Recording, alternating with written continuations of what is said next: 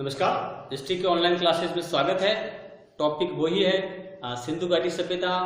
हम पढ़ रहे हैं टॉपिक नगर नियोजन। नगर नियोजन में हमने ये पढ़ा था कि नालियां जो होती थी वो जैसे किसकी बनी हुई होती थी और जो उसके घर के जो दरवाजे हैं जनरली जो है वो गली की ओर खुलते थे। मुख्य सड़क का बड़ा हाईवे, बड़ा रोड, उसकी ओर किसी मकान का दरवाजा नहीं होता था। जनरली जो गली होती थी गली में खुलते, गली में जाकर के आगे मुख्य सड़क की ओर जो वो मिलती थी।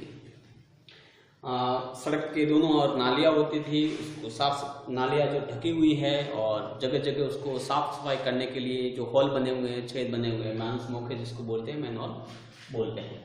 ठीक है, देखो मकानों के अलावा जैसे हमें वहां से खुदाई में जैसे व्रत स्नानागार, एक बहुत बड़ा स्विमिंग पूल मिला है। अब स्विमिंग पूल के बारे में अब एक इमारत मिली है हमें, तो इमारत यानी वो जैसे कि उस सीढ़ियां बनी आज की तरह, आप जैसे बावड़ी जिसको कहते हैं, इस तरह की कोई बड़ी आकृति मिली है।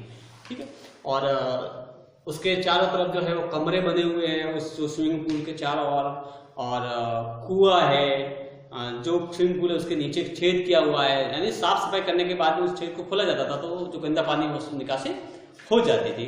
ठीक है, और इसके अलावा जो हमें जो कमरे हैं चारों तरफ बने हुए उसके बारे में विद्वान ये अनुमान लगा रहे हैं, वो चेंजिंग रूम थे, जैसे कि स्नान करने के बाद में कपड़े वपड़े चेंज करने के लिए उन कमरों का उपयोग होता होगा। और जनरली वो जो इमारत है उस इमारत का जो उपयोग है वो किसी सार्वजनिक प्रयोजन के लिए किया जाता होगा। इसके अलावा बहुत बड़ी ग्रेनरी मिली है, अन्न भंडार जिसको कहते हैं हम। आज भी सरकार जो होती है वो अनाज को इकट्ठा करने के लिए, भंडारण के लिए जो गोदाम करते हैं, ठीक वैसे वहां पर भी एक ग्रेनरी मिली है अन्न के भंडार को संरक्षित रखने के लिए। वो बड़ी इमारत है, यानी वहां की जो शासन व्यवस्था होगी वो शासन व्यवस्था के द्वारा या शासक के द्वारा। अब शासक कौन था, किस तरह से शासन व्यवस्था थी, इसके बारे में हमारे पास ज्यादा स्रोत नहीं है। कारण ये कि हमारे पास में इसकी जो लिपि मिली है जिसको ब्रिस्टोफेजल लिपि इसको कहा जाता है, और रेवरेंड हैरिस एक विद्वान है, उन्होंने इसका तमिल में ट्रांसलेशन किया है, लेकिन उस लिपि में क्या लिखा है उसको हम पढ़ नहीं पा रहे हैं।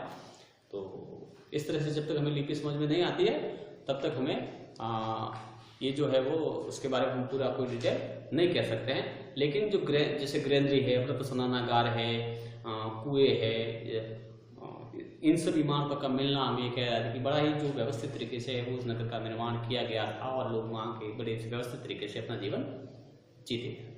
नमस्कार।